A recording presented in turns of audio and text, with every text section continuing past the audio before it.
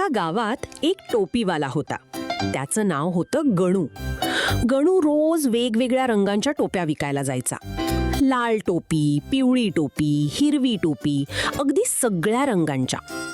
एके दिवशी उन्हामुळे गणू दमला आणि एका मोठ्या झाडाखाली झोपला. टोपीची टोपली बाजूलाच ठेवली. पण त्या झाडावर राहत होती खोडकर माकडांची टोळी. माकडांनी हळूच खाली येऊन सगळ्या टोप्या चोरल्या आणि झाडावर जाऊन डोक्यावर घातल्या.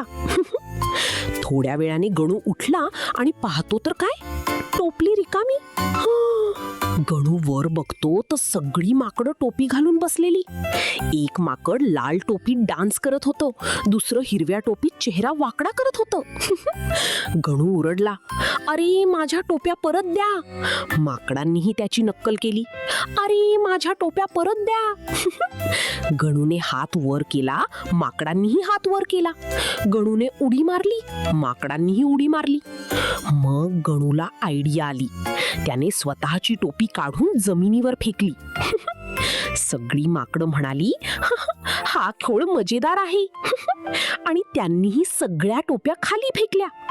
गणूने पटकन सगळ्या टोप्या उचलल्या आणि पळाला. पण एक छोटं माकड म्हणालं, अरे पुढच्या वेळी बूट घेऊन ये, आम्हालाही हवेत.